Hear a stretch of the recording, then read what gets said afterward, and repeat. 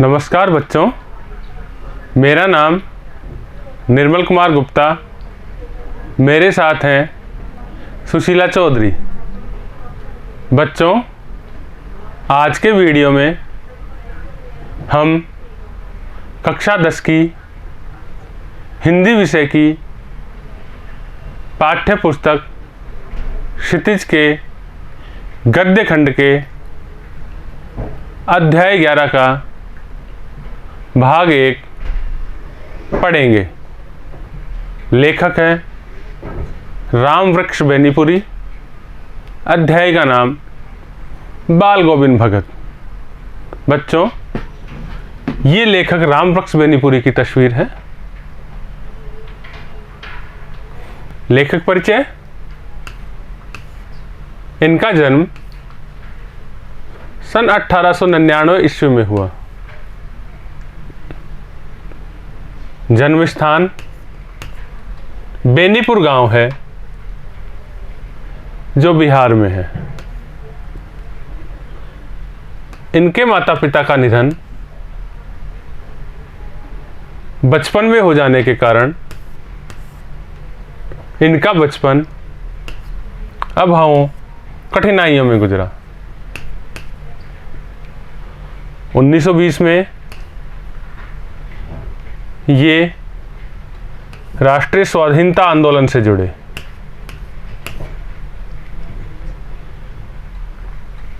इन्हें कलम का जादूगर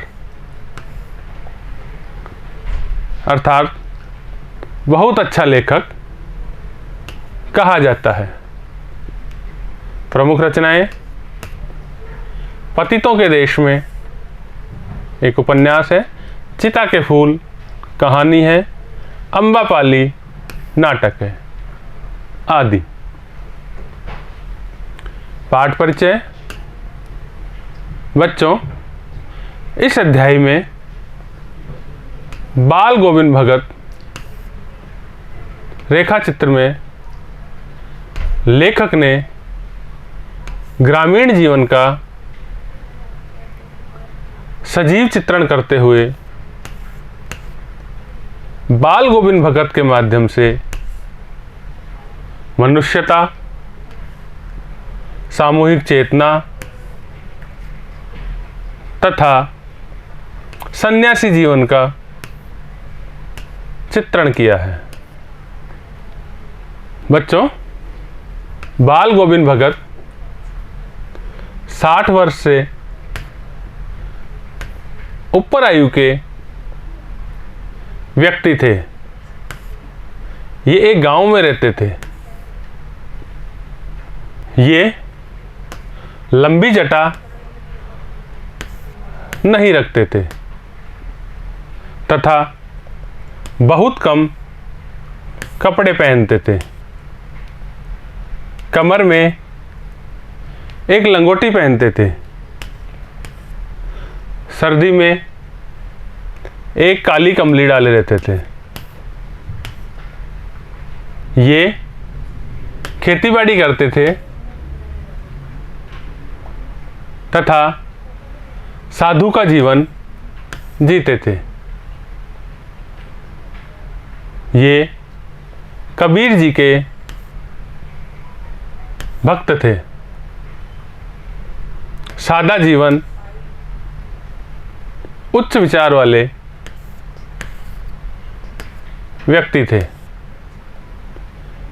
बच्चों, ये खेती करते समय मधुर गीत गाते थे। भगत जी सुबह सुबह प्रभात फेरी भी निकालते थे। गर्मियों में शाम के समय गायन करते थे। भगत जी के एक बेटा और बहू थे।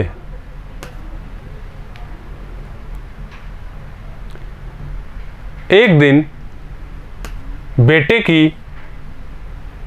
मृत्यु हो गई, परंतु भगत जी तनिक भी दुखी नहीं हुए। इसे ईश्वर की मर्जी मानकर बेटे का सारा क्रियाक्रम कराया।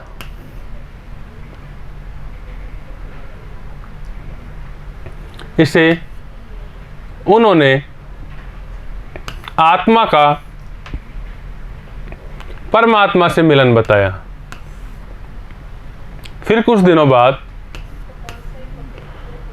बहू के भाई को बुलाकर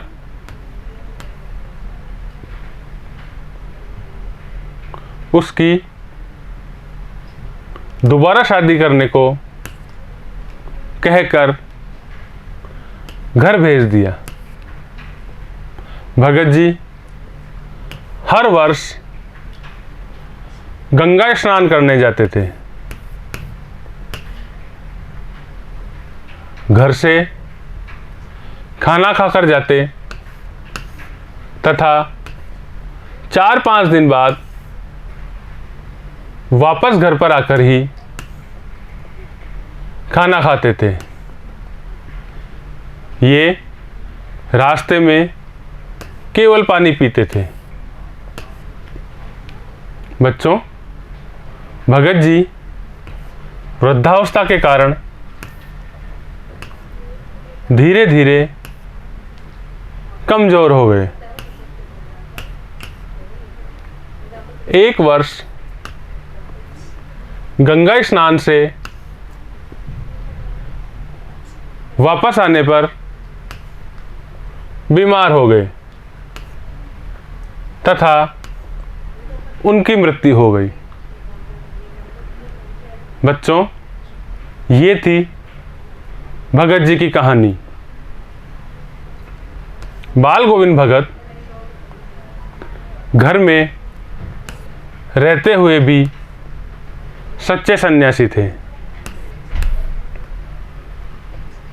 इस प्रकार इस रेखा चित्र में लेखक ने एक सच्चे सन्यासी का जीवन चित्रण किया है,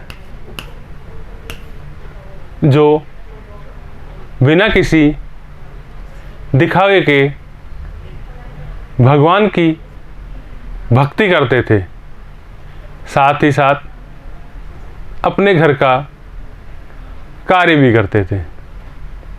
बच्चों, ये था इस अध्याय का सार। इसे आप बार बार वीडियो में देखें, समझें तथा याद करें। धन्यवाद।